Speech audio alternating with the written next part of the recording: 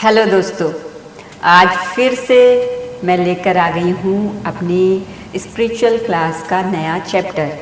नया चैप्टर तो क्या है, जो हम अपनी आत्मा और परमात्मा से संबंधित एक नई यात्रा पर निकल चुके हैं, नए अध्याय पर निकल चुके हैं। और जो भी व्यूअर्स मेरे, जो भी मेरे दोस्त, मेरे भाई बहन, मेरे जो भी चित परिचित हैं, जो भी मेरे साथ जुड़े हुए हैं और रेगुलर जो मैं क्लास मतलब कि स्पिरिचुअल से रिलेटेड क्लास आजकल डाल रही हूँ, इसको जो भी सुनते हुए जा रहा है और ध्यान से निष्पक्ष होकर सुन रहा है, आपको कुछ भी याद नहीं रखना है कि आप किस जाति, धर्म, संप्रदाय, किस विचारों को, किस मान्यता को मानने वाले हैं। सिर्फ अगर हमें शुद्ध धर्म देखना है, शुद्ध धर्म वो ईश्वर, वो परमात्मा को जानना है, स्वाध्याय के मार्ग पर चलना है, अध्यात्म के मार्ग पर चलना है और दिल से चलना है, किसी की जोर जबरदस्ती से नहीं, किसी के कहने पर नहीं, अपनी स्वेच्छा से चलना है। अपने नफ़ा नुकसान के बारे में सोचकर चलना है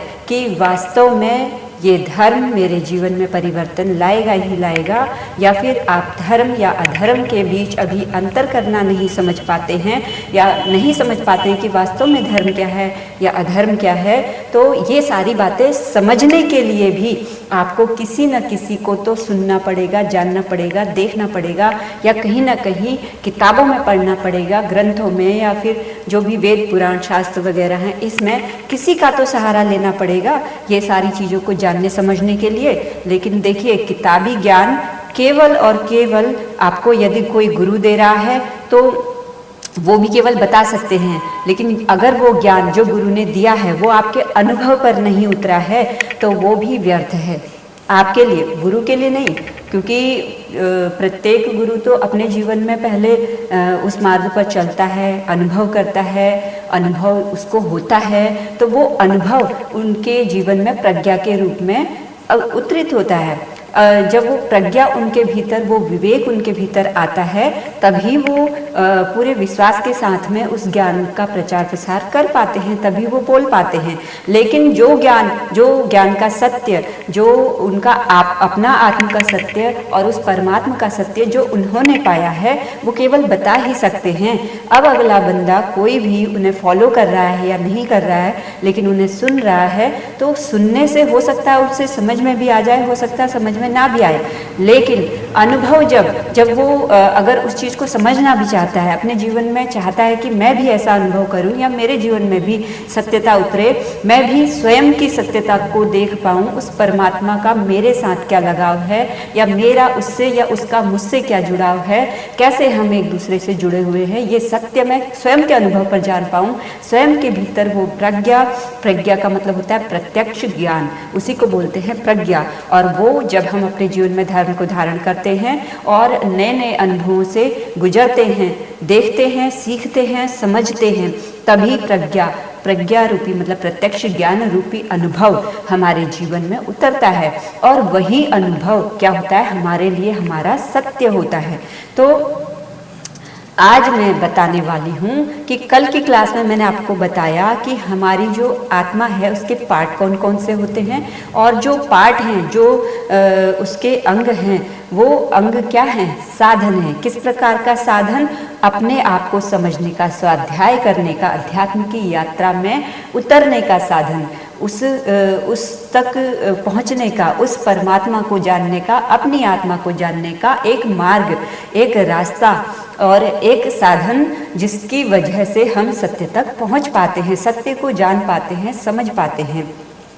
तो अब साधन, जैसे मैंने और समय भी मैं बोलती हूँ कि जो बाहरी साधन हैं, जैसे इस संसार में हम ध्यान करते हैं, जप तप करते हैं, सत्संग करते हैं, या फिर किताबें पढ़ते हैं, अच्छी जगहों पर जाते हैं, मतलब मंदिरों में जाते हैं, मस्जिदों में जाते हैं, गुरुद्वारे में जाते हैं, चर्च में जाते हैं, या फिर इस प्रकार के ऐसे बहुत सारी जगहों पर जाते हैं जिसको हम धार्मिक कर्म कांड बोलते हैं या धर्म के कर्म करना बोलते हैं। तो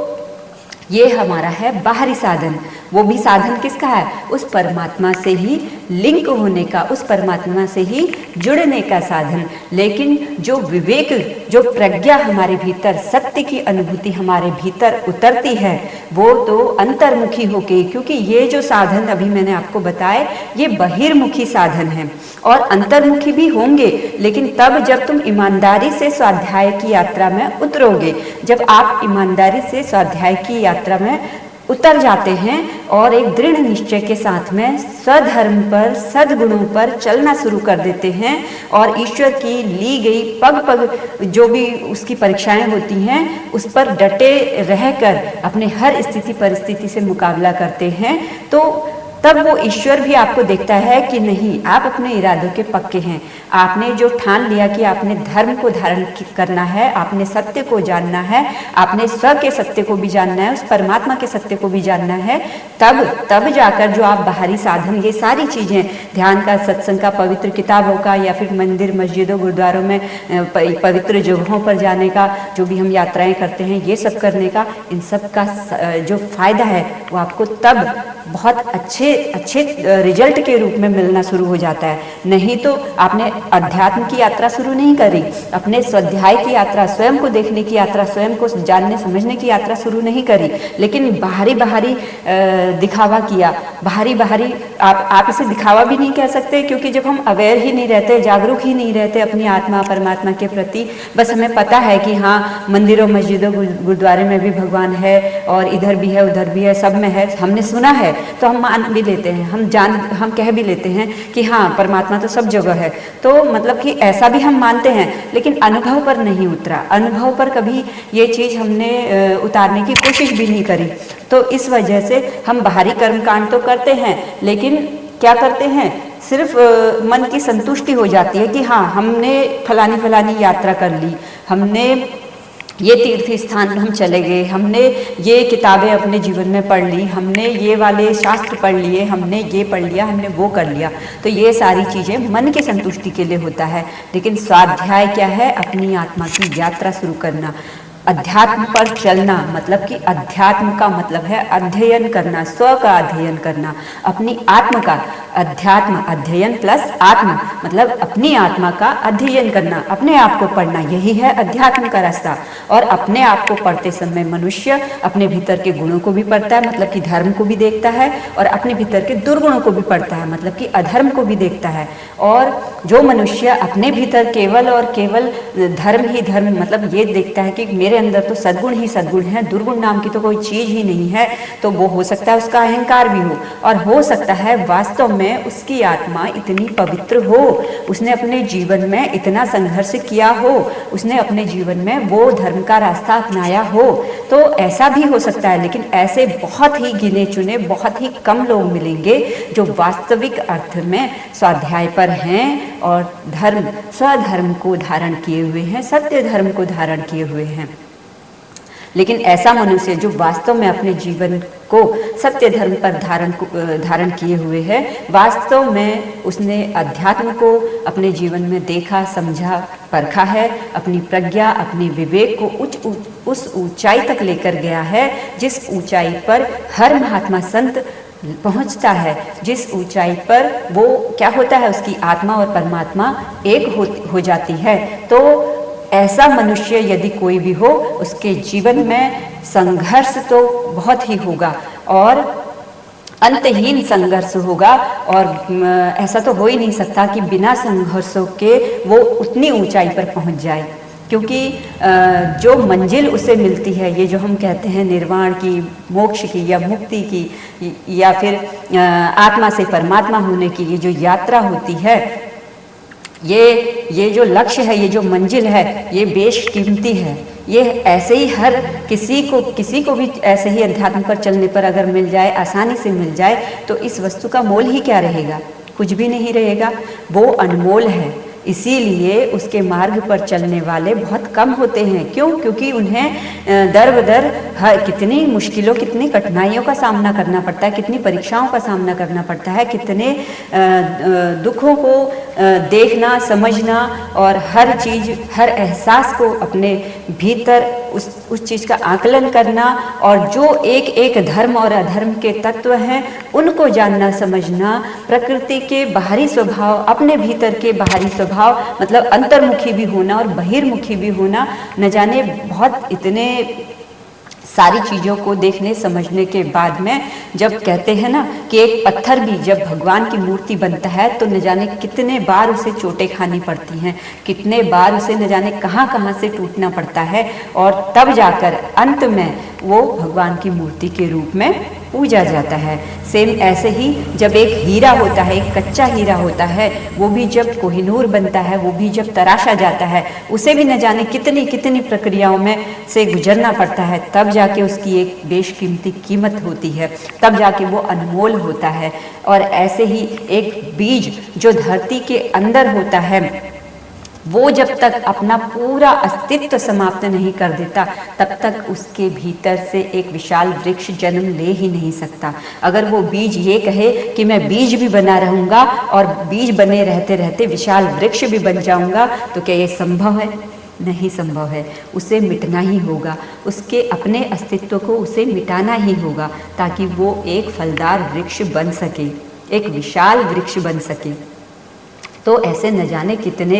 सारे उदाहरण हम अपने आँखों के सामने रोज देखते भी हैं, सुनते भी हैं, लेकिन समझते नहीं हैं। प्रकृति तो हर जगह हर समय हमें कुछ न कुछ उदाहरण किसी न किसी के माध्यम से दे ही रही है, कुछ न कुछ संकेत हमें दे ही रही है कि आओ धर्म पर आ जाओ, तुम्हें तुम्हारा स्वधर्म बुला रहा है, तुम्हें तुम्हारा स्वधर्म मतलब तुम्हारे भीतर की तुम्हारी आत्मा बुला रही है कि आ जाओ, अब तो जाओ, अब तो धर्म पर चलो, अब तो ये कलयुग कलयुग कहकर तुम इसका सहारा लेकर एक ओढ़नी ओढ़े हुए हो, कहते हो कि घोर कलयुग आ गया, घोर कलयुग आ गया है, लेकिन ये नहीं पता ये घोर कलयुग लाया कौन, इस घोर कलयुग के कारण बने कौन। और ये घोर कलयुग आ गया, घोर कलयुग आ गया करके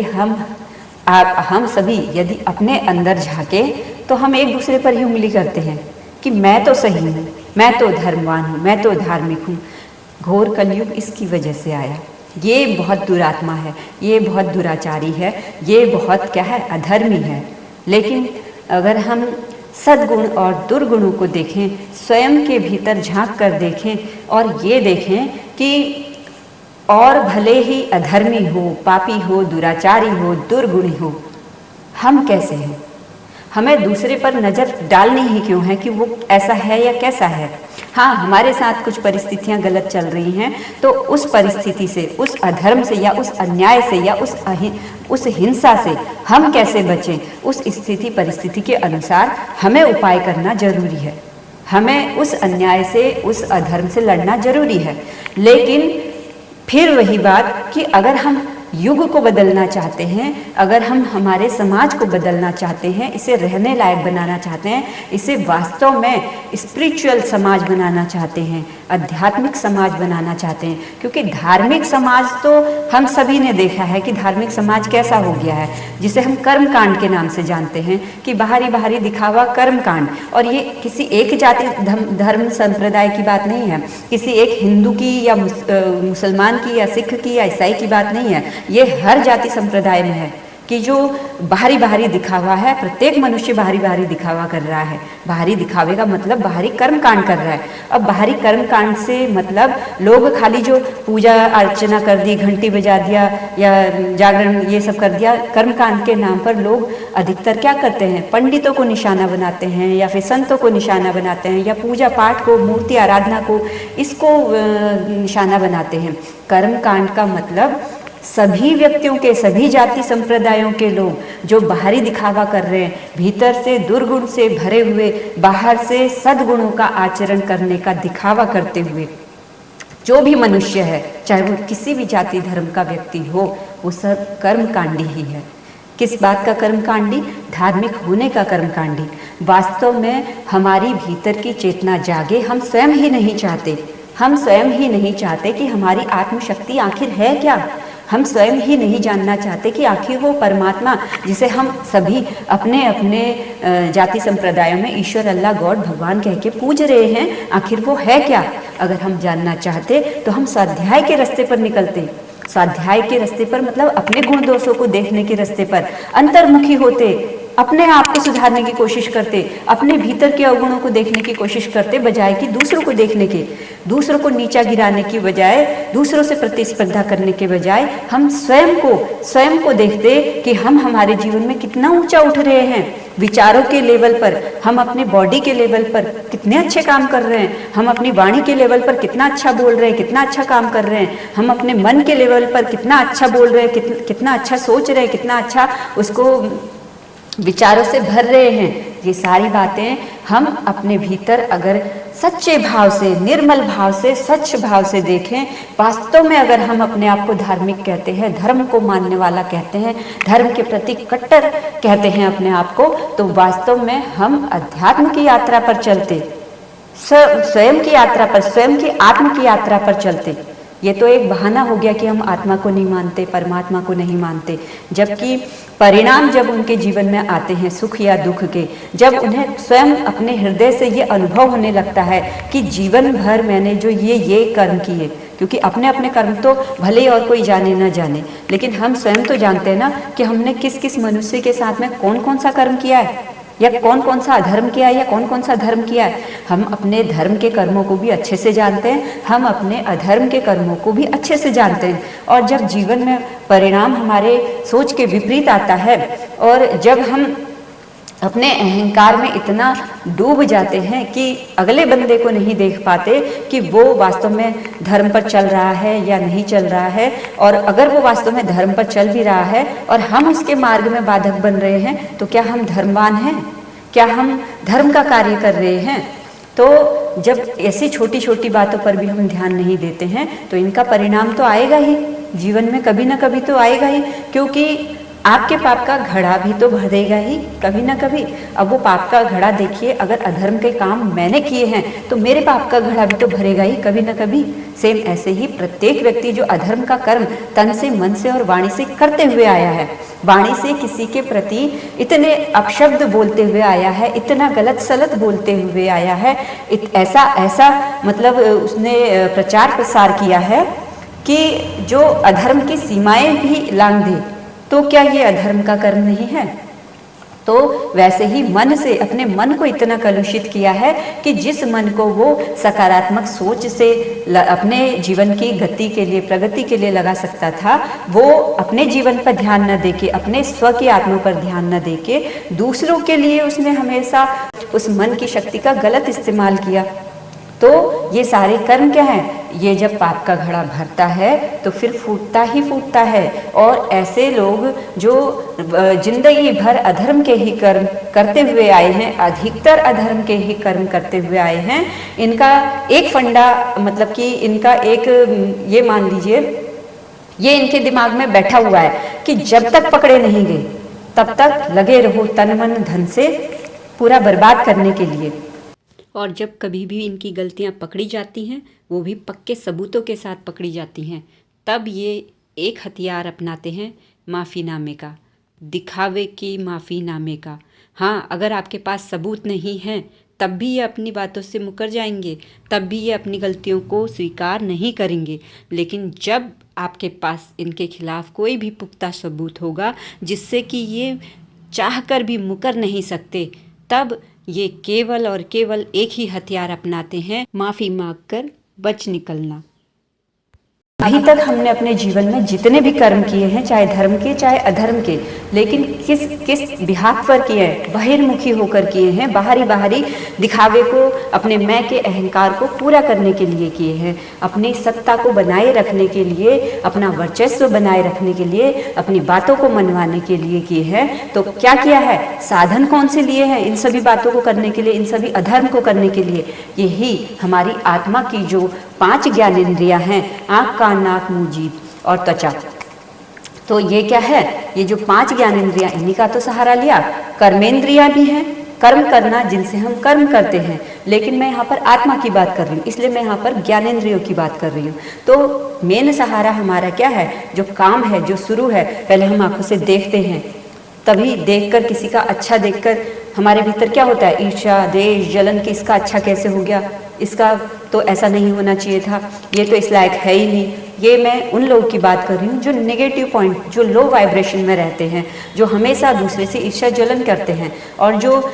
जिनके भीतर क्या होता है, जो हमेशा अंतर्मुखी रहते हैं, जो अपने स्वाध्याय पर चलते हैं, उन्हें इस बात से कोई लेना देना नहीं होता कि अगला बंदा मेहनत कर रहा है तो उसका फल भी उसे मिलेगा ही, वो अपना अच्छा कर्म कर रहा है तो सुख भी उसके जीवन में आएगा ही। और अगर वो अपनी कड़ी मेहनत परिश्रम कर रहा है तो जाहिर सी बात है सफलता भी वो अपने जीवन में देखेगा ही। ये होता है एक आध्यात्मिक व्यक्ति का लक्षण, जो एक नॉर्मल तरीके से, नॉर्मल भाव से अपने सफलता पर ध्यान देता है बजाय कि दूसरों की सफलता की। तो लेकिन हम क्या करते हैं, हम हमारे भीतर के दुर्गुणों को बढ़ावा देते हैं कहीं ना कहीं, और बाहरी दिखावे में हम हमेशा सद्गुणी ही बने रहते हैं, मतलब धर्मवान ही बने रहते हैं। लेकिन सहारा किनका लेते हैं, इन्हीं 5 ज्ञानेंद्रियों का सहारा लेते हैं। और लेकिन अधर्म पर चलने पर, कल की क्लास में बताया ना कि हमारी आत्मा की दुर्गति होती है। हम बाहर से तो सबल दिख रहे होते हैं अभी इस वक्त, क्योंकि अभी जितनी शक्ति हमारे भीतर है, जितनी ताकत हमारे भीतर है खड़े होने की, तब तक तो हम अच्छा काम करने के लिए हमें दिया है, भगवान ने सब कुछ दिया है, लेकिन हम वो अच्छा काम नहीं करके तन से, मन से और वाणी से जितना गलत, जितना बुरा हो सकता है, जितना अधर्म हो सकता है उतना कर रहे हैं। तो जाहिर सी बात है हमारी आत्मा कमजोर पड़ेगी, ये क्या बोलते हैं, इसका स्वरूप भी बिगड़ेगा, ये दुर्बल भी होगी, ये बीमार भी होगी, और एक दिन ऐसी होगी कि धराशायी भी होगी। तो सेम ऐसे ही जब बहिर्मुखी के साधन हमारे पास में हैं, जब हम अध्यात्म की यात्रा में उतरते हैं तो अध्यात्म की यात्रा होती है अंतर्मुखी होकर, मतलब अपने भीतर झांकने से, अपने आप को देखने से। तो उसके साधन, अगर बहिर्मुखी होने के साधन हमारे क्या हैं, 5 ज्ञानेंद्रियां और एक हमारी अंतर्दृष्टि, ये है हमारी जो आत्मा का जो अध्यात्म वाला संसार है, मन, बुद्धि और अहंकार, ये है। अगर बहिर्मुखी के साधनों में भी हम देखें तो भी यही साधन, अंतर्मुखी होना, अध्यात्म की यात्रा अगर आप करते हैं, वो शुरू आपने कर दिया है, तो उसमें भी यही साधन है हमें हमारे परमार्थ लक्ष्य तक पहुंचाने में। अब ये साधन कैसे होते हैं, जैसे मान लीजिए आज तक हम अधर्म के रास्ते पर चल रहे थे तो बुरा देख रहे थे, आँख दी है हमें, बुरा देख रहे थे, उसका काम हम अच्छी जगह पर भी कर सकते थे, अच्छी चीज़ों को देखने में भी कर सकते थे। आंखों से देखते हैं तभी पढ़ते हैं ना, कुछ भी पढ़ते हैं, देखते हैं, सुनते हैं, तो सबसे पहले देखने की जिज्ञासा होती है कि कुछ देखें। पहले देखकर हम अनुमान लगाते हैं कि ये मेरे मतलब का है या नहीं है, मुझे इसे देखना है कि नहीं है। तो वहाँ पर हम क्या करते हैं, जब अध्यात्म की यात्रा पर उतरते हैं, जब हम आंखों से कुछ देखते हैं, तो सबसे पहले क्या होता है, हम इस बात का अपने मन में, अपनी बुद्धि से आकलन करते हैं कि ये मेरी अध्यात्म की यात्रा पर चलने के लिए सहायक है भी कि नहीं, क्या ये धर्म की राह पर ले जाने वाला है भी कि नहीं, ये अच्छा है कि नहीं, ये आकलन बुद्धि के तौर पर करते हैं। तो उसके बाद में हमारा क्या होता है, हमारे कान जब हम कुछ सुनते हैं तो हम बुद्धि के लेवल पर अपने मन में विचार करते हैं कि ये जो हमने सुना, ये धर्म के लेवल पर, हमारी अध्यात्म की यात्रा पर मुझे सहायक करने वाला है कि नहीं, मेरे जीवन में सकारात्मक परिवर्तन लाने वाला है कि नहीं, ये मुझे मोटिवेट करने वाला, किस ओर मोटिवेट करने वाला, धर्म की राह पर चलाने वाला, ये वाला शब्द, ये वाला कोई संगीत, ये वाला कोई दृश्य, मतलब ये सारी चीज़ें मेरे इस अध्यात्म की यात्रा को बल देने वाले हैं कि नहीं। ऐसे ही जब हम वाणी से कुछ बोलते हैं, हम जीभ से कुछ बोलते हैं, तो जिन शब्दों का इस्तेमाल कर रहे होते हैं, जैसे आजकल के समाज में गाली देना तो आम बात हो गई है, माँ की, बहन की, और न जाने फलाना अंटे शंटे पता नहीं क्या क्या बोलते रहते हैं, तो ये क्या हो गई, ये एक आम भाषा हो गई। लेकिन आपको पता है कि आपकी इसी गंदी मलिन भाषा से आपकी आत्मा मलिन हो रही है, और रोज हो रही है। जितने बार आप इन शब्दों का इस्तेमाल कर रहे हैं, जितने बार इन कानों का, इन साधनों का गलत इस्तेमाल कर रहे हैं सुनने में, जितने बार उसी चीज़ को देखने में, इस प्रकार से इन्हीं साधनों का जब आप इस्तेमाल कर रहे हैं तो ये क्या कर रही है, आपकी आत्मा को मलिन कर रही है। जहाँ अगर आप चाहते भी हैं कि आप धर्म की राह पर उतरें, आप सधर्म की राह पर उतरें, आप उस ईश्वर से, उस परमात्मा से, उसका उसको जानने समझने के लिए मतलब कि प्रयास करें, तो वो प्रयास भी आपका निरर्थक क्यों जाता है? इसी वजह से, क्योंकि आप चाहते तो हैं, मन तो कह रहा है कि हाँ मैं भी ऐसा चाहता हूँ, लेकिन जब आप प्रयास नहीं कर पाते हैं, चाह कर भी प्रयास नहीं कर पाते हैं, तब आप क्या कहते हैं? अरे क्या रखा है, छोड़ो, अपने आप रहता है, मेरे से नहीं होता, हम नहीं कर पाते हैं, और करे तो करे भाई, मेरे बस की बात नहीं। फिर हम क्या कहते हैं? हम ऐसी वाली भाषा पर उतर आते हैं। किस लिए? अपने मन की संतुष्टि के लिए, कि भाई मेरे से नहीं हो पाता, मेरे बस की बात नहीं है, मेरे से तो जितना होगा मैं उतना ही करूंगा या करूंगी। तो ये क्यों होता है? वो इसी वजह से कि जो साधन, जो 5 ज्ञानेंद्रियां आपको दी हैं, ये आंख, नाक, कान, मुंह, ये जीभ, ये जो दिया है आपको, इसका आप सदुपयोग कर ही नहीं रहे हैं। क्योंकि बगैर इन सब चीजों के साधनों का सदुपयोग किए बिना, इन पर धर्म को धारण किए बिना, आप डायरेक्ट चाहते हैं कि हम अपने मन पर पहुंच जाएं और अपने मन पर उस परमात्मा को, हम कहते हैं कि परमात्मा तो हमारे दिल में है, हमारे दिमाग में है, मतलब कि आप अपने दिल और दिमाग में परमात्मा को बैठाए घूम रहे हैं और मुंह से दुनिया भर की गालियां निकाल रहे हैं, दिमाग में दुनिया भर के लोगों के लिए षड्यंत्र रच रहे हैं, उनके लिए जलसी भाव, जलन की भावना, ईर्ष्या की भावना, देश की भावना रख रहे हैं, और क्या कर रहे हैं? कानों से दूसरों के कानों में भी जहर घोल रहे हैं और दूसरों का जहर अपने कानों में से अपने मन में भर रहे हैं। तो ये सब क्या हो रहा है? मतलब बात तो सारी, कर्म तो हमारे सारे क्या हो रहे हैं? अधर्म के हो रहे हैं। लेकिन हम क्या कह रहे हैं? वो परमात्मा, वो ईश्वर, वो अल्लाह, वो गॉड, जिसे भी हम अपने आस्था के रूप में, भगवान के रूप में उसे पूछते हैं, वो तो हमारे दिल में है, वो तो हमारे दिमाग में है, वो तो मतलब हमारी आस्था तो पूरी उसी पर है। आस्था ऐसी है, ऐसी आस्था उस पर है कि मतलब आस्था वास्तव में आपके जीवन में उतरनी चाहिए, आपके हर वाणी में उतरनी चाहिए, आपके दिलो दिमाग में उतरनी चाहिए, आपके दिन और रात में उतरनी चाहिए। आप अकेले हैं तो उतरनी चाहिए, आप लाखों करोड़ों की भीड़ में हैं तो उतरनी चाहिए। इसे कहते हैं सच्ची आस्था, इसे कहते हैं स्वधर्म पर चलना, इसे कहते हैं वास्तव में उस परमात्मा को जानने की, उसकी खोज करना, अपने आप की खोज करना। स्वयं में सबसे पहले हम अपने आप को जानेंगे, समझेंगे वास्तव में हम कितने नाटकखोर हैं, कितने मतलब कि डबल चेहरे लिए हुए फिरते हैं। बाहरी दिखावे के लिए लोगों के सामने कुछ और चेहरा, भीतरी चेहरा कुछ और, मतलब कि कितने बड़े हम वो हैं, भूमिका वाले, क्या बोलते हैं उसको, किरदार करने वाले विलन है, कितने बड़े विलन हैं या फिर कितने बड़े हीरो हैं। मतलब इस प्रकार का वास्तव में हम अपनी असलियत को जब जानते हैं, समझते हैं, जब खुद को जानना शुरू करते हैं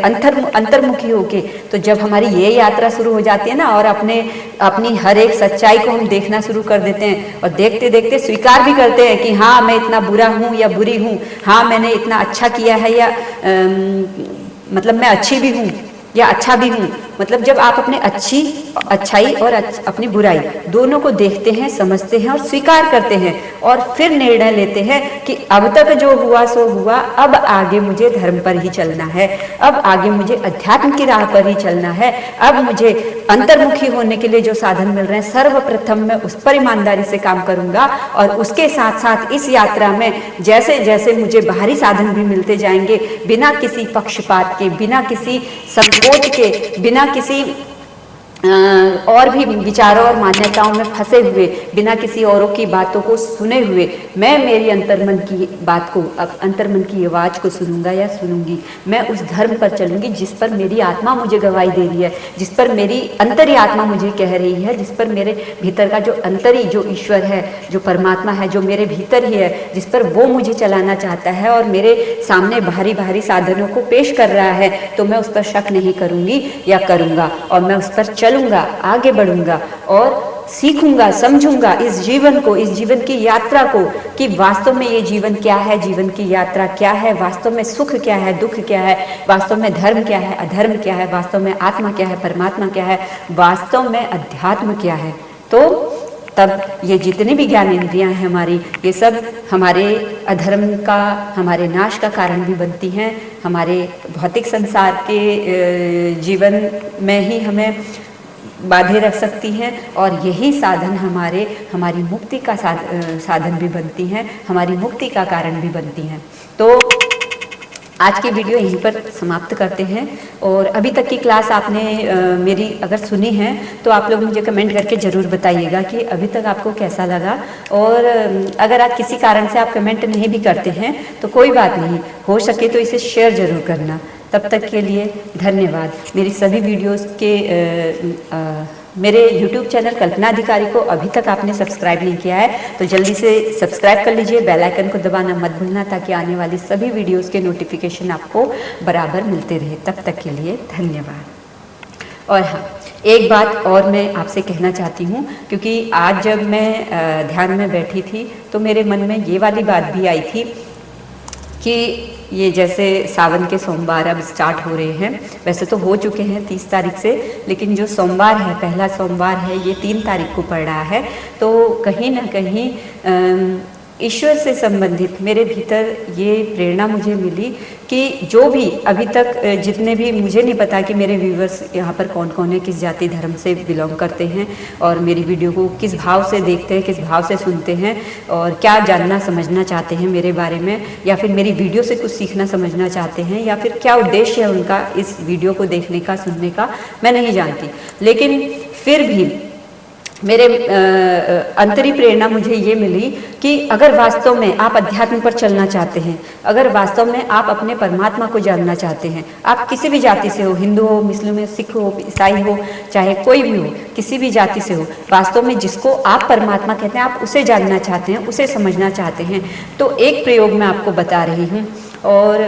वो ज़रूर करके देखिएगा, अपने जीवन में अनुभव करके देखिएगा। जैसे आज की क्लास में मैंने बताया कि 5 ज्ञानेंद्रियाँ हैं और एक हमारी छठी जो सेंस होती है, अंतर्मन हमारा, ये जिसे हम दिव्य दृष्टि या थर्ड आई भी बोलते हैं, 6 सेंस भी बोलते हैं। तो ये जो हमारा अध्यात्म क्षेत्र और जो ये भौतिक संसारिक क्षेत्र है, इसमें मैंने अभी ये तो बताया आपको कि यही साधन है हमें दुर्गति पहुंचाने के लिए भी, और यही साधन है हमें सद्गति देने के लिए भी, यही साधन है हमें निर्वाण मोक्ष मुक्ति की राह की ओर बढ़ाने के लिए भी। तो ये सब तो साधन हैं, लेकिन अगर हम अभी अध्यात्म की यात्रा में उतरे हैं, अभी इससे पहले हमने अपने जीवन में कोई ऐसा कार्य नहीं किया, कोई ऐसा अनुभव नहीं किया, या अपने आप को अध्यात्म की यात्रा में फिर भी चलते हैं, हमारे भले ही हम कुछ और साधन अपना रहे हो, नहीं अपना रहे हो, लेकिन फिर भी हमारा अंतर्मन शुद्ध है, हमारा मन शुद्ध है, अपने प्रति भी और लोगों के प्रति भी। हम किसी के प्रति कोई बैरभाव नहीं रखते, सबका हित चाहते हैं, सबका भला चाहते हैं। अगर ऐसी भावना आपके अंदर है, अगर वास्तव में धर्म को समझने की भावना आपके अंदर है, तो आप ये प्रयोग करके देखिएगा कि डेली 11 दिन के लिए या 21 दिन के लिए आप 1 घंटे का या आधे घंटे का, कम से कम आधा घंटा तो होना ही चाहिए अगर आप ज़्यादा देर तक नहीं बैठ पाते हैं तो, अगर इस चीज़ का लाभ लेना है तो, और अगर 1 घंटा बैठ पाते हैं तो बहुत अच्छी बात है। एक समय या स्थान निर्धारित कर लीजिए कि मुझे रोज़ यहाँ पर आकर बैठना है, आंखें बंद करनी है, पहले डीप ब्रीदिंग करनी है, सांस को अंदर लेना है, बाहर लेना है, जब तक कि आपको एकदम रिलैक्स महसूस नहीं होता। अपने मन को झांक कर देखिए कि अब आपके मन में कोई विचार वगैरह आ रहे हैं कि नहीं आ रहे हैं, आपकी पूरी बॉडी शांत है कि नहीं है, आपका मन पूरी तरीके से शांत है या नहीं है। जब आपको ये लगे कि पूरी बॉडी एकदम रिलैक्स है, उसको बिल्कुल कंफर्टेबल तरीके से बैठी हुई है, कोई दिक्कत नहीं है, माइंड हमारा बिल्कुल फ्रेश है, इसमें कोई विचार नहीं है, तब ये जो 5 ज्ञानेंद्रियाँ और एक 6 सेंस मैंने आपको ये बताया है, हम इस पर ध्यान लगाने का एक काम करेंगे। और इसका फ़ायदा क्या होगा वो मैं अभी बताऊंगी। हम जैसे हमने बोला, आँख से क्या देखते हैं, कान से क्या सुनते हैं, मुंह से क्या बोलते हैं, और हम आँख कान नाक और अपने शरीर पर, त्वचा, इस पर क्या अनुभव करते हैं, क्या स्पर्श महसूस करते हैं। तो ये क्या है, सेंसेस हैं हमारे जो हमें अनुभव कराते हैं कि हमारी इस बॉडी में चल क्या रहा है आखिर। तो मैंने ये भी बताया था, अगर पिछली क्लासेस आपने देखी होंगी तो उसमें मैंने बताया था जो हमारे ये जो 5 पंच महाभूतों से बनी हुई है, जो हमारी 5 ज्ञानेंद्रियाँ हैं, ये पंच महाभूतों से बनी हुई है। जैसे कि अग्नि से हमारी आँख बनी हुई है, पृथ्वी से हमारी नाक बनी हुई है, जल से हमारी जीभ बनी हुई है, वायु से हमारी क्या बनी हुई है, ये पूरी त्वचा बनी हुई है, और आकाश से हमारे क्या बने हुए हैं, कान बने हुए हैं। तो पंच महाभूतों से ये 5 ज्ञानेंद्रियां बनी हुई है। ये एक साधन है हमारे भीतर ध्यान में उतरने का। और ध्यान भी कई तरीके के होते हैं। सबसे अच्छा ध्यान अगर आप मुझसे पूछोगे जो मैंने मेरे जीवन में उतारा, मैं तो विपश्यना ध्यान बोलूँगी, जो भगवान गौतम बुद्ध जी की विद्या है उसकी बात करूँगी। कि अगर आप हो सके तो उनके जो 10 डेज के कोर्स होते हैं वो ज़रूर करना, जब भी टाइम मिले तब जरूर करना। लेकिन बाय चांस अगर आप वो नहीं भी कर पाते हैं किसी भी वजह से, तब मैं विकल्प के तौर पर आपको ये ऑप्शन दे रही हूँ जो मैं इस वक्त आपको बता रही हूँ कि आप ऐसा करना कि ये जो 5 ज्ञानेंद्रियां, एक 6 सेंस है, हम इसका अनुभव करेंगे अपने भीतर, लेकिन आँखों को बंद करके। ध्यान हमेशा आँखों को बंद करके किया जाए तो हमें ज़्यादा फायदा होता है। और इसके पीछे भी एक रहस्य है कि हम जो हमारे आँखों से होती है, जो ऊर्जा होती है, जो शक्ति होती है, जब हम इन आँखों से काम करते हैं, जैसे बाहरी देखते हैं, बहिर्मुखी होते हैं, तो हमारी 80% ऊर्जा इन आँखों से ही बाहर जाती है और बाकी की 20% ऊर्जा हमारे हाथ पैरों से जो काम हम करते हैं, इधर उधर आने जाने का,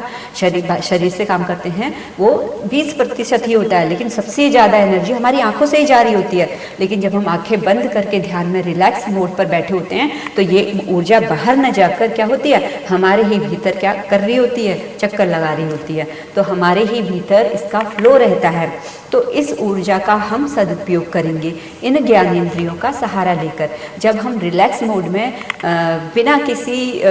एक चीज़ हमेशा ध्यान में रखना, आप किसी भी जाति धर्म के हो, जब आप इस चीज़ को कर रहे हो बहुत ही सच्ची श्रद्धा और भाव से कीजिएगा। कोई भी मन में शंका रख कर मत कीजिएगा। कोई भी नेगेटिव विचार आपके दिमाग में नहीं आना चाहिए कि कहीं ऐसा तो नहीं, कहीं वैसा तो नहीं। अगर इस प्रकार का कोई विचार, कोई शंका आपके मन में हो तो इसे करने का कोई फ़ायदा आपको नहीं मिलेगा। इसका फ़ायदा ही आपको तब मिलेगा जब आप निष्पक्ष भाव से इस उद्देश्य से बैठेंगे कि आप वास्तव में अध्यात्म की यात्रा में उतरना चाहते हैं, आप वास्तव में अपने जीवन में धर्म को धारण करना चाहते हैं, आप वास्तव में उस परमात्मा को जानना चाहते हैं और स्वयं को भी जानना चाहते हैं, और आप वास्तव में धर्म क्या है ये जानना चाहते हैं, वास्तव में ईश्वर क्या है, कौन है, कहाँ है, ये समझना चाहते हैं। जिसे आप अपने जिस भी रूप में भगवान को पूज रहे हैं, वास्तव में उसका स्वरूप क्या है, वास्तव में वो कौन है, उसे समझना चाहते हैं। जब ये सच्ची श्रद्धा भक्ति भाव से, इस भाव से आप ये सब करने को बैठेंगे, तब आपको 11 दिन में या 21 दिन में पक्का कुछ न कुछ हिंट, कुछ न कुछ रिप्लाई उस ईश्वर के जरिए आपको अवश्य ही दिया जाएगा। अब ये समझना आपका काम है कि इन्हीं 11 दिनों के भीतर या 21 दिन के भीतर आपको ये उत्तर मिलेगा। ऐसा नहीं है कि 11 दिन आपने कर लिया और फिर उत्तर 2-3 महीने बाद या 6 महीने बाद आपको मिल रहा है। या अगर आप 11 दिन का कर रहे हैं, आपको कोई उत्तर नहीं मिला है, तो इसका मतलब भी यही है कि आपको अपनी जो ये क्या हो रहा है, ये जो ध्यान है ये एक प्रकार की तपस्या है। ये आप तप कर रहे हैं और इस तप से अपनी सच्चे भाव को जोड़ रहे हैं, क्योंकि भाव के ईश्वर क्या देखता है, हर कर्म के पीछे आपका भाव देखता है। और जब आपके भाव उस चीज़ से जुड़ जाते हैं, उस तपस्या से जुड़ जाते हैं, और उसका एनर्जी लेवल क्या है, आपके भीतर वो ललक कितनी है, वो भाव कितना वाइब्रेशन पर है, क्या तरंगे हैं उस भाव की, तो जब वो सच्ची श्रद्धा भाव की तरंगे होती हैं वो बहुत जल्दी ईश्वर तक जाती हैं। तो जब उसके साथ में आप ध्यान में बैठते हैं, अगर 11 दिन बैठते हैं डेली, आधा घंटा या 1 घंटा एक नियम बना लीजिए, एक जगह पर बना लीजिए और इन चीज़ों को कीजिए कि अपनी आंखों को बंद करके अपने कानों पर 5 मिनट के लिए कानों पर ध्यान दीजिए, या 2-3 मिनट के लिए कानों पर ध्यान दीजिए कि यहाँ क्या सुनाई दे रहा है आपको, इधर उधर की आवाज़, छोटी से छोटी, बड़ी से बड़ी, जो भी है, क्या सुनाई दे रहा है, उस पर कोई प्रतिक्रिया नहीं करनी है आपने। सिर्फ क्या करना है, सुनना है, सुन के आगे बढ़ जाना है। ये आंखों का काम हो गया, अंतर्मुखी हो गए, कान का काम हो गया, सुनने का काम। उसके बाद में आप अपनी जीभ को महसूस कीजिए अंदर कि आपकी जीभ मतलब कि गीली है, कैसी है, सूखी है, या गला सूख रहा है, या क्या है। उस जीभ को हिलाना नहीं है, जीभ जहाँ पर है वहीं पर रहेगी, उसको हिलाना नहीं इधर उधर, सिर्फ महसूस करने की कोशिश करना। 2 मिनट 3 मिनट जितनी देर हो उतनी देर तक आप उसको महसूस करने की कोशिश करना। हमारा आँख हो गया, कान हो गया, मुँह हो गया, अपनी नाक को महसूस करना। नाक पर क्या लग रहा है आपको, नाक पर ठंडी लग रही है, गर्मी लग रही है, आप सांस ले रहे हैं अंदर को बाहर को छोड़ रहे हैं, ये कैसा महसूस हो रहा है, सांस महसूस हो रही है कि नहीं हो रही है, ये 2-3 मिनट के लिए इसे करना। फिर हमारी ये 3-4 हमने जो अपनी ज्ञानेंद्रियां हैं ये कर ली हैं, आँख हो गया, कान हो गया, मुंह जीभ हो गई, नाक हो गया, अब बचती है त्वचा। हमारे शरीर में सबसे बड़ा अंग होता है हमारी त्वचा, और कौन से महाभूत से बनी हुई है, वायु से। तो हम क्या करेंगे, वायु का ये त्वचा का काम क्या होता है, स्पर्श, संवेदना देखना, स्पर्श देखना, क्या महसूस हो रहा है ये देखना। 2-3 मिनट तो हमने अपने इन वाले ज्ञानेंद्रियों पर लगा दिया, लेकिन अब जो सबसे ज़्यादा हमने टाइम देना है वो अपने इस पूरे शरीर पर देना है। जहाँ जहाँ भी ये त्वचा हमारी फैली हुई है, पूरे शरीर को ऊपर से लेके नीचे तक, नीचे से लेके ऊपर तक महसूस करना है, देखना है कि कहाँ पर क्या महसूस हो रहा है, कुछ महसूस हो भी रहा है कि नहीं हो रहा है। नहीं हो रहा है, चिंता की कोई बात नहीं है, बस इतना ध्यान दीजिए कि आपका मन आपकी इस त्वचा पर ही लगा है ना, किसी और बातों पर तो नहीं लगा। कि मतलब कि आप बैठे तो यहाँ ध्यान में हैं, पर ध्यान में आ रहा है कि अरे अरे अभी मम्मी ने मेरे से ये मंगाया था, मैंने ये देना है, या अभी थोड़ी देर बाद यहाँ से उठने के बाद मुझे ये काम करना है। मतलब आपका मन तो उन चीज़ों में लगा हुआ है, ये ऐसा नहीं होना चाहिए। आपका मन टोटली आपकी इन्हीं ज्ञानेंद्रियों पर ही लगा रहना चाहिए। ये जो 5 ज्ञानेंद्रियाँ हैं, छठा है आपका मन, मन को आपने काम पर लगा दिया इन्हीं ज्ञानेंद्रियों को देखने में। और सबसे लास्ट में जो त्वचा वाला काम है, जो वायु वाला काम है, ये सबसे लास्ट में कीजिएगा। पूरे शरीर को ऊपर से नीचे, नीचे से ऊपर, ऊपर से नीचे, नीचे से ऊपर, ऐसे ही देखते रहना। अब इस काम को आप, कोई विचार नहीं आना चाहिए, बाई चांस कोई गलती से विचार आ भी गया तो फिर से अपने काम पर लग जाइए, फिर से उस विचार को वहीं छोड़ दीजिए। जहाँ पर आपको समझ में आ गया कि मैं अरे फिर से मेरा मन तो विचारों में चले गया था, उसको वहीं पर छोड़ दीजिए, फिर से अपने काम पर लग जाइए, ऊपर से नीचे, नीचे से ऊपर, इसको देखने में। अब इस ध्यान को करने में आप जितना समय देंगे, आधा घंटा कम से कम देना ही देना है, तभी आपको ये रिजल्ट मिलेगा जो कि मैंने आपको बताया। और आधा घंटा नियम से आप रोज 11 दिन तक कर रहे हैं। एक कॉपी में लिख लीजिए आपने कब से शुरू किया, कितने बजे से शुरू किया, 11 दिन कब पूरे हो रहे हैं। इन्हीं 11 दिनों के बीच में आप क्या करेंगे, देखेंगे कुछ न कुछ आपको, आपका जो सवाल है परमात्मा से संबंधित, आपके अपने स्वभाव से संबंधित, उसका जवाब जरूर मिलेगा। और अगर बाई चांस अगर 11 दिन में आपको जवाब नहीं मिलता है, लेकिन एक बात और ध्यान में रखना, अपने मन के कर्म, तन के कर्म, वाणी के कर्म, इस पर ध्यान हमेशा देना। जब तक आप ये 11 दिन की तपस्या कर रहे हैं, या 21 दिन, जितने दिन आपका है इतने दिन की तपस्या कर रहे हैं, ये तपस्या ही है, ये ध्यान करना तपस्या ही है। तो इतने 11 और 21 दिनों में आप अपने मन के कर्म, तन के कर्म, वाणी के कर्म, इस पर पूरा फोकस देना, अच्छे से इसको धर्म पर चलकर, सद्गुणों पर चलकर, इस पर जितना हो सके आप अपनी तरफ से प्रयास करना कि आप अच्छे ही कर्म करें, सद्गुणों पर ही चलें, धर्म को धारण ही करें। और रोज आधा आधा घंटा के लिए, हो सके तो 1-1 घंटे के लिए बैठना शुरू कर दें। और 11 दिन के लिए, अगर 11 दिन में आपको लगता है कि कोई जवाब नहीं मिला है, इसका एक मतलब कि संकेत आप ये मान के चलिएगा कि ईश्वर आपसे और तपस्या चाहता है। वो नहीं चाहता कि 11 दिन की करो, वो चाहता है आपसे कि आप 21 दिन की करो। और बाई चांस किसी वजह से 11 दिन आपने अभी कर लिया, और 11 दिन आप नेक्स्ट भी ऐसे करके भी 2 भागों में भी 11-11 दिन ऐसे कर सकते हो, तो ये 22 दिन हो जाएंगे। लेकिन अगर आप 11-11 दिन अलग अलग इस प्रकार से कंटिन्यू होना चाहिए, 11 दिन अलग, 11 दिन अलग कंटिन्यू होना चाहिए, या फिर कंटिन्यू 1 से लेके 21 दिन ऐसे होना चाहिए। अब ये आपकी इच्छा है कि आप 21 दिन का करना चाहते हैं कि 11 दिन का करना चाहते हैं। 11 दिन में आपको जवाब नहीं मिलता है, इसका संकेत साफ साफ सा ये है कि ईश्वर आपसे अभी और तप बल चाहते हैं आपके जवाब को देने के लिए। तो वो चीज़ जो 11 दिन में आप निपटा रहे थे, उस चीज़ को अब आप 21 दिन में निपटाइए। तो 21 दिन में आपको वो जवाब उन्हीं 21 दिनों के अंतराल में मिलेगा ही मिलेगा, चाहे स्वप्न के माध्यम से मिले, चाहे किसी और गुरु के माध्यम से मिल जाए, चाहे किसी दोस्तों के माध्यम से मिल जाए, चाहे किसी और चीज़ के माध्यम से मिल जाए, लेकिन मिलेगा ही मिलेगा। ये मैं पूरे विश्वास के साथ में कह रही हूँ, क्योंकि ये चीज़ मेरे अंतरी मन में, मेरे ध्यान के समय में मेरे अंदर ये प्रेरणा आई कि मैं ऐसा करने को बोलूँ। अब जितनी श्रद्धा, भक्ति भाव से, विश्वास के साथ में मैं ये वीडियो बना रही हूँ और मैं कह रही हूँ कि ऐसा संदेश है, और इस चीज़ को जिसको भी मेरी बात पे विश्वास है वो आजमा कर देखे, वो करके देखे। और रिजल्ट आए तो आपकी इच्छा है शेयर करना, कमेंट करना, रिजल्ट ना आए तो भी कोई बात नहीं, मुझे कोई दिक्कत नहीं है। बस मैं यही प्रार्थना करूंगी कि आपकी जो भी तपस्या आप तन मन धन से कर रहे हो, धर्म को धारण करते हुए, ईश्वर आपके उन सवालों का जवाब आपको जरूर दे। जो भी आप जानना चाहते हैं, जो भी आप समझना चाहते हैं, उनका जवाब आपको जरूर दे, आपको आपके मन की शांति जरूर दे। बस मैं इतनी ही प्रार्थना अपनी तरफ से करूँगी। हाँ, इतना जरूर कहूँगी कि अगर वास्तव में आपने अपने जीवन में ऐसा अनुभव किया, वास्तव में मेरे कहने से मतलब इन बातों पे विश्वास रख के ये तप 11 या 21 दिन का आपने किया और आपको इसके रिजल्ट भी पॉजिटिव मिले, लेकिन आप किसी से शेयर नहीं करना चाहते, बताना नहीं चाहते, लेकिन एक रिक्वेस्ट जरूर करूँगी, इस वीडियो को शेयर जरूर करना। बस इतना। तो हर हर महादेव। अब मैं वीडियो यहाँ पर समाप्त करती हूँ। बहुत बहुत आप सभी का दिल से धन्यवाद।